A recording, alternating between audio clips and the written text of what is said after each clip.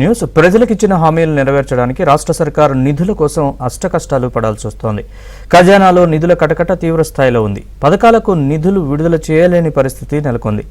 చిన్న చిన్న ఖర్చులకు నిధులు విడుదల చేయాలన్నా ప్రభుత్వం ఆచితూచి వ్యవహరిస్తోంది. అత్యంత అవసరమైతే తప్ప నిధులు విడుదల చేయడం లేదు. రైతు బంధు, మహాలక్ష్మి పథకాలకు మాత్రమే నిధులు విడుదల చేస్తోంది. మూలధన వ్యయానికి కూడా పెద్దగా నిధులు ఇవ్వడం లేదు. నిజానికి 2 నెలల క్రితం కాంగ్రెస్ అధికారంలోకి వచ్చే నాటికే రాష్ట్ర ఆర్థిక పరిస్థితి దారుణంగా ఉంది. నెలవారీ రాబడుల సొమ్మును నిర్దేశిత వ్యయాలకు మాత్రమే సరిపెట్టే పరిస్థితి ఉండేది. ఖజానాలో మిగిలే సొమ్ము పెద్దగా ఉండేది కాదు. దాంతో కాంగ్రెస్ ప్రభుత్వం ఆర్థిక అంశాలపై ప్రత్యేక దృష్టి సారించింది.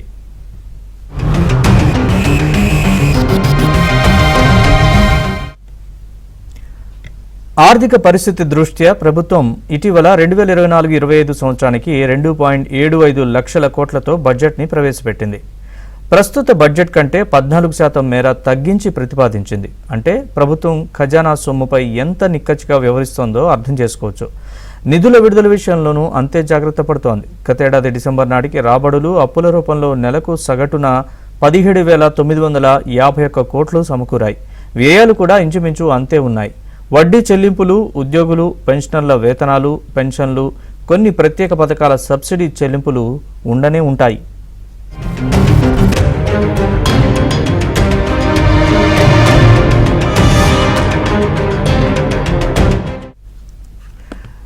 ముఖ్యంగా అప్పటి బీఆర్ఎస్ ప్రభుత్వం అమలు చేసిన 24 గంటల ఉచిత విద్యుత్కు సబ్సిడీ సొమ్మును ఇప్పటికీ చెల్లించాల్సి వస్తోంది. బియ్యం పథకానికి సబ్సిడీని చెల్లిస్తున్నారు. ఈ రెండింటి కోసం డిసెంబర్ నాటికి నెలకు సగటున 750 కోట్ల వరకు చెల్లించాల్సి వచ్చింది. 6 గ్యారంటీలను అమలు చేస్తామని ఎన్నికల ముందు కాంగ్రెస్ హామీ ఇచ్చింది. ఇప్పుడు ఆ పథకాలకు నిధులు సర్దుబాటు చేయడం ఎలా అన్నది ప్రభుత్వాన్ని వేధిస్తున్న ప్రశ్న. అందుకే ఖర్చు చేసే ప్రతి రూపాయి విషయంలో జాగ్రత్తగా అడుగులు వేస్తోంది.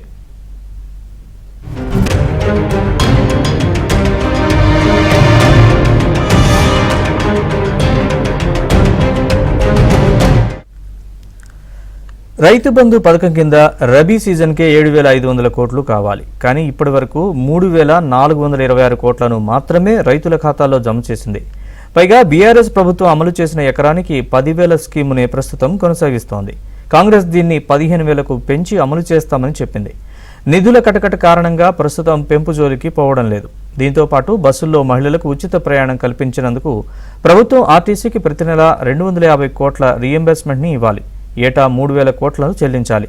ఇటీవలే ప్రభుత్వం ఆర్టీసీకి 374 కోట్లను విడుదల చేసింది. ఇవి తప్ప కొత్త పథకాలకు నిధుల విడుదల చేయడం లేదు.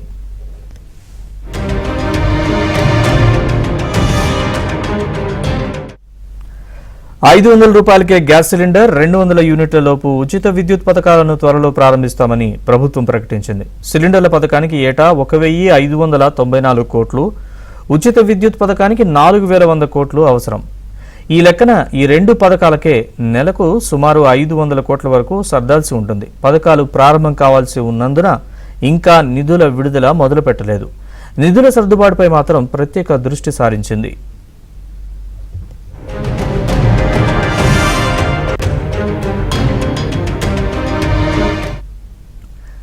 ప్రభుత్వం ఆసరా పెన్షన్లను ఎలాంటి పెంపు లేకుండా యథాతథంగా అమలు చేస్తోంది. ఇప్పుడు ఇస్తున్న ఆసరా పెన్షన్ను 2016 4,000కు పెంచి ఇస్తామని చెప్పింది. ప్రస్తుతం పెంపు జోలికి వెళ్లడం లేదు. బీఆర్ఎస్ సర్కార్ అమలు చేసిన కళ్యాణ లక్ష్మి, షాదీ ముబారక్, కేసీఆర్ కిట్లు, న్యూట్రిషన్ కిట్లు, పంటల రుణమాఫీ, పల్లె ప్రగతి, పట్టణ ప్రగతి, ఆయిల్ ఫామ్ సాగు వంటి పథకాలకు నిధులు విడుదల చేయడం లేదు. మూలధన వ్యయాల విషయంలోనూ ప్రభుత్వం ఆచితూచి వ్యవహరిస్తోంది.